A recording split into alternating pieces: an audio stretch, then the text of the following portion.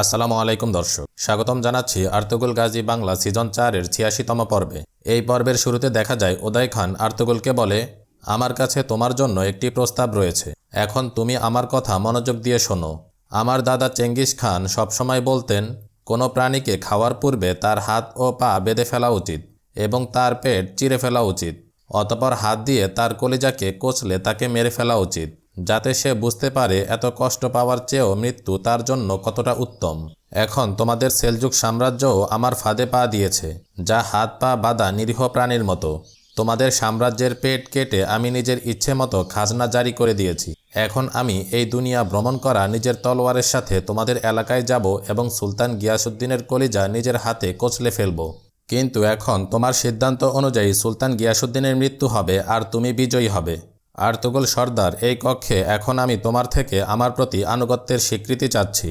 আমি হলাম সকল খানেদের খান উদয় খান, আর আমি নিজের ভরসার যোগ্য বাহাদুরদেরকে শুধুমাত্র একবার প্রস্তাব করি। আর্তুগরুল সর্দার বলে, নিজের কাবিলাকে এই এলাকায় নিরাপদে রাখতে চাওয়া সর্দারে আলার জন্য আপনার এই প্রস্তাব অত্যন্ত আনন্দজনক।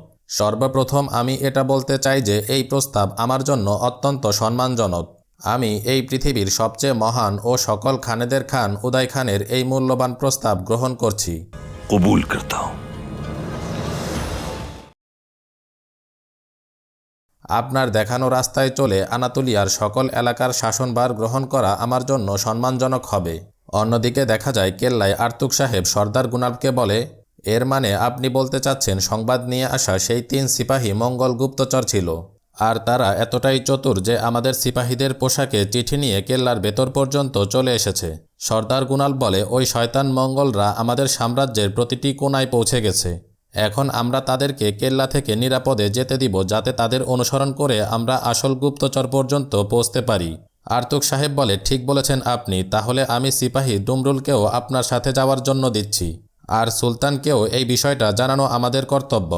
গুনালব বলে, সুলতানকে জানানোর জন্য আমি ইতোমধ্যে চিঠি পাঠিয়ে দিয়েছি। আর্তুগ সাহেব বলে, এসব কিছুর পেছনে কমান্ডার নয়ন ছাড়া আর কেউ হতে পারে না। কিন্তু দুর্ভাগ্যবশত এই খারাপ সময়ে আর্তুগরুল সর্দার ওই শয়তানের সাথে সফরে রয়েছে। গুনালব বলে, আমরা এই শয়তানদের সাথে এখানটা বোঝাপড়া করে নেব। আর্তুগরুল সর্দার তার দায়িত্ব পালন করে নিশ্চয়ই ফিরে আসবেন ইনশাআল্লাহ। অন্যদিকে আর্তুগরুল সর্দার উদয় খানকে বলে, আমি সেলজুক সাম্রাজ্যের সর্দারে আলা। পশ্চিমে অবস্থিত অসংখ্য কাবিলা আমার অনুসারী, কিন্তু এখন আমি এটা জানতে চাই যে আপনি আমাকে যেই প্রস্তাব করেছেন এর কারণ কি। উদয় খান বলে, আমি এই পুরো পৃথিবী জয় করার জন্য ব্যস্ত রয়েছি।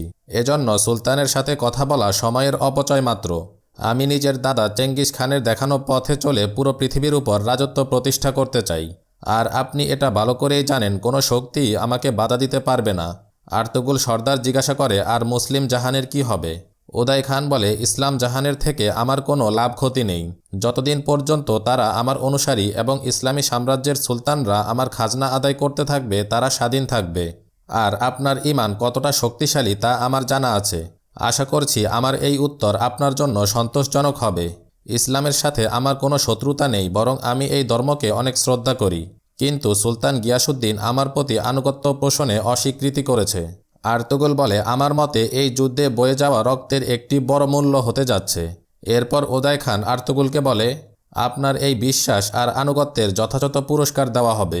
যদি আপনি আমার অনুসরণ করেন তাহলে আমি আপনাকে সেলজুক সাম্রাজ্যের সুলতান বানিয়ে দিব।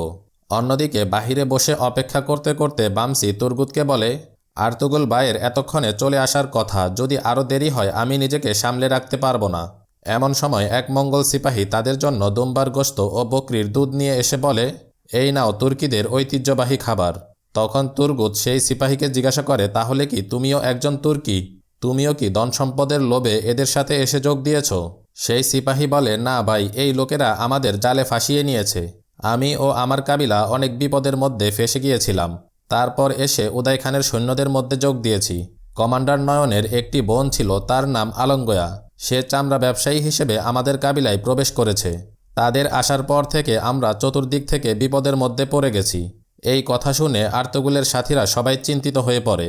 বামসি জিজ্ঞাসা করে, চামড়া ব্যবসায়ী সেই মহিলার সাথে আর কে কে ছিল? সিপাহী বলে, তার সাথে তার এক ভাই ছিল। সে সবসময় বলতো তার ভাই নাকি খুব দক্ষ শিকারী। ভিতরের কক্ষে আর্তুগরুল উদয় খানকে বলে, আপনার এই প্রস্তাব আমার জন্য সম্মানজনক। তখন উদয় খান বলে, আপনার এই সম্মতির কারণ কি আমার এই হাতিয়ার, নাকি আপনি পরিণতি উপলব্ধি করতে পেরেছেন? আর্তুগরুল বলে, আপনি আমাকে এই প্রস্তাব করবেন এটা আমি আগে থেকেই জানতাম। এখানে আসার পথে নয়ন আমাকে এই প্রস্তাবে ঘায়েল করতে ভরপুর চেষ্টা করেছে, আর নয়নের সেই চেষ্টা বিফলে যায়নি। এরপর নয়ন বলে, অনুমতি থাকলে আমি কিছু কথা বলতে চাই। নয়ন আর্তুগরুলকে জিজ্ঞাসা করে, যদি তুমি তুর্কি সর্দারগণকে ঘায়েল করতে না পারো তাহলে কি হবে? আর্তুগরুল বলে, তাহলে উদয় খানের খাতিরে তাদের রক্ত জড়ানো আমার জন্য জায়েজ হবে, কিন্তু ততদিন পর্যন্ত ওই এলাকার মুসলিম ও অমুসলিমদের কোনো ক্ষতি করা যাবে না। উদয় খান বলে, যারা আনুগত্য করে ও খাজনা আদায় করে তাদের ক্ষতি করা চেঙ্গিস খানের নিয়মে নেই। আপনি ভরসা রাখতে পারেন আর্তুগরুল সর্দার। বাহিরে তুর্গুত ও বামসিকে অনেকটা পেরেশান দেখা যায়। তুর্গুত বলে, সর্বপ্রথম যখন আমরা আলমিলা খাতুনের কাফেলায় হামলা করা ডাকাতদের মোকাবেলা করতে গিয়েছিলাম, কিন্তু আমাদের যাওয়ার আগেই আলমিলা খাতুন সেই ডাকাতদেরকে শায়েস্তা করেছে। এই ব্যাপারটায় আর্তুগরুল ভাই অনেকটা চিন্তিত ছিলেন, কিন্তু আমাদের মধ্যে কেউ এই ব্যাপারটা কল্পনাও করতে পারিনি। এখন কাবিলার জন্য অনেক চিন্তা হচ্ছে, কিন্তু এখন আমাদের আর্তুগরুল ভাইয়ের জন্য অপেক্ষা করা ছাড়া আর কোনো উপায় নেই। ভেতরের কক্ষে উদয় খান নয়নকে জিজ্ঞাসা করে, তোমার কি আর কিছু বলার আছে? কেননা সেলজুক, নিকিয়া আর কুস্তুকদুনিয়া বিজয়ে এখন থেকে আর্তুগরুল ও তোমাকে এক হতে হবে। নয়ন বলে, কিন্তু আর্তুগরুলের কথায় বিশ্বাস করার জন্য আমাদের অনেক সময় লাগবে। আর্তুগরুল ওয়াদা রক্ষাকারী, কিন্তু প্রয়োজনের সময় সত্যকে লুকানো ও সুকৌশলে শত্রুর বুকে তলোয়ার ঢুকাতে দক্ষ সে।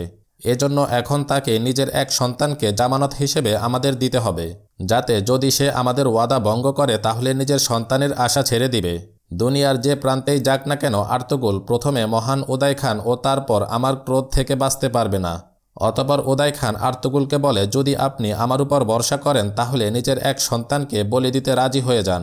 এরপর উদয় খান স্বর্ণ দিয়ে তৈরি করা একটি নিশানা দেখিয়ে আর্তুগরুলকে বলে, এটা আমি বিশেষ করে আনাতুলিয়ায় আপনার রাজত্বের নিশানা হিসেবে তৈরি করেছি।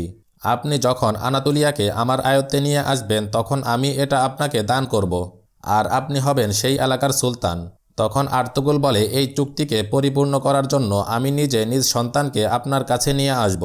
উদয় খান বলে, তাহলে এখন আমি আপনার সুলতানের সাথে করা এই চুক্তিপত্রের উপর প্রতিষ্ঠিত থাকব, আর একই সাথে আনাতুলিয়ায় প্রবেশ করার জন্য নয়ন ও সৈন্যদের নিয়ে প্রস্তুত থাকব। এটা বলে উদয় খান মোহর করা চুক্তিপত্র আর্তুগরুল সর্দারের কাছে দেয়।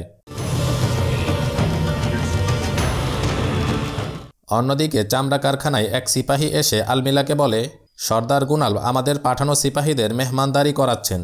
আলমিলা বলে, সর্দার গুনালব একজন বাহাদুর কেল্লারক্ষী। নিঃসন্দেহে সে ওই 3 সিপাহীর রহস্য ধরতে পেরেছে। এখন সে নিশ্চয়ই সিপাহীদের নিয়ে ওই লোকেদের পিছনে যাবে, কিন্তু আমাদের ওই লোকেরা অন্য কোনো এলাকায় চলে যাবে, আর এতে করে সর্দার গুনাল বুঝতে পারবে মঙ্গল গুপ্তচররা ওই এলাকায় কোথাও রয়েছে। এভাবে আমাদের উপর থেকে সর্দার গুনালবের সন্দেহ পুরোপুরি শেষ হয়ে যাবে। আইনে যে বলে, কিন্তু আমার একটি বিষয়ের আফসোস থেকে যাবে। কত ভালো হতো যদি সর্দার গুনালবের শিরচ্ছেদ আমি নিজের হাতে করতে পারতাম। আলমিলা বলে, সেই সময়ও শীঘ্রই চলে আসবে। এখন সময় তাদের শিরচ্ছেদ করার নয়, বরং তাদের ভরসা অর্জন করার। এরপর আলমিলা তার কিছু সিপাহীদের তুর্কিদের পোশাক পরিয়ে ও স্বর্ণমুদ্রা দিয়ে বলে কেউ একজনকে নৃশংসভাবে হত্যা করার জন্য। তাদের চলে যাওয়ার পর আলমিলা বলে, আমি আর্তুক সাহেবের সাথে কথা বলার জন্য যাচ্ছি, কেননা আমাদের ব্যবসাও চালু রাখতে হবে। তারপর আমি হাইমা খানমের সাথে দেখা করার জন্য কাবিলায় যাব, আর উপযুক্ত সময় আসলে সবাইকে মেরে ফেলব। অন্যদিকে জঙ্গলে ইবনুল আরবি হজরত ও তার কিছু শীর্ষদের কোরআন তেলাওয়াত করতে দেখা যায়। তেলাওয়াত শেষে হজরত দিন ইসলাম প্রতিষ্ঠিত রাখার জন্য সবাইকে একতাবদ্ধ থাকার পরামর্শ দেন। অন্যদিকে উদয় খান আর্তুগরুল ও নয়নকে বলে, তোমাদের দুজনের উপর আমার আস্থা রয়েছে, এজন্য এখন আমি শিকারে গিয়ে বিজয়ের উৎসব পালন করব। আর্তুগরুলকে বলে, এই শান্তি চুক্তিপত্র তোমার সিপাহীরা সুলতানের কাছে পৌঁছে দিবে, আর এই সময়ের মধ্যে তোমরা দুজন তোমাদের পরবর্তী পদক্ষেপের বিষয়ে পরামর্শ করবে। আমি ফিরে এসে তোমাদের দুজনের সাথে কথা বলবো। এরপর আর্তুগরুল ও নয়ন উদয় খানের কক্ষ থেকে বাহিরে বের হয়। বাহিরে কিছু লোকেদের বেঁধে রাখতে দেখে আর্তুগরুল নয়নকে জিজ্ঞাসা করে, এদের অপরাধ কি? নয়ন বলে, এই লোকেরা নিজেদের ওয়াদা ভঙ্গ করে নাফরমানি করেছে। চেঙ্গিস খানের আইন হলো, যারা এই ধরনের অপরাধ করবে তাদেরকে এভাবে শাস্তি দিয়ে মেরে ফেলতে হবে। এটা বলে নয়ন তীর মেরে এক কয়েদিকে হত্যা করে। এরপর তার সিপাহীরা বাকি কয়েদিদেরকেও তীর মেরে হত্যা করে। এরপর নয়ন আর্তুগরুলকে বলে, তুমি সর্বদা আমাকে চিন্তিত করে দাও আর্তুগরুল। যুগের পর যুগ ধরে যে সাম্রাজ্য রক্ষা করার জন্য তুমি লড়াই করে এসেছ, এখন সুলতান হওয়ার লোভে সেটা বিক্রি করে দিয়েছ। এরপর আর্তুগরুল তার সাথীদের কাছে এসে তুর্গুতকে বলে, উদয় খান সুলতানের পাঠানো এই শান্তি চুক্তিনামায় নিজের রক্ত দ্বারা মোহর করেছেন। এখন তুমি সিপাহীদের নিয়ে শীঘ্রই এই চুক্তিপত্র কোনিয়ার মহলে পৌঁছে দাও। বামসি আর্তুগলকে জিজ্ঞাসা করে, আপনি কি আমাদের সাথে যাবেন না? তখন আর্তুগল বলে, শান্তি চুক্তি সম্পন্ন হওয়ার সুবাদে আমি উদয় খানের সাথে কিছু কথাবার্তা শেষ করে তার সফরের অংশীদার হব এবং তারপর কাবিলায় ফিরে আসব। তোমরা শীঘ্রই রওনা হয়ে যাও। তুর্গুত ও বামসির চলে যাওয়ার পর নয়ন আর্তুগলকে বলে, উদয় খানের সাথে তোমার ওয়াদার কথা এদেরকে কেন বলনি? আর্তুগল বলে, সময় আসলে সবাই জানতে পারবে আমার কী উদ্দেশ্য। নয়ন জিজ্ঞাসা করে, যদি এরাও তোমার অনুসরণ না করে তাহলে কি তুমি এদেরকেও মেরে ফেলবে? আর্তুগল বলে, আমি উদয় খানের কাছে নিজের সন্তানকে জিম্মায় রাখব।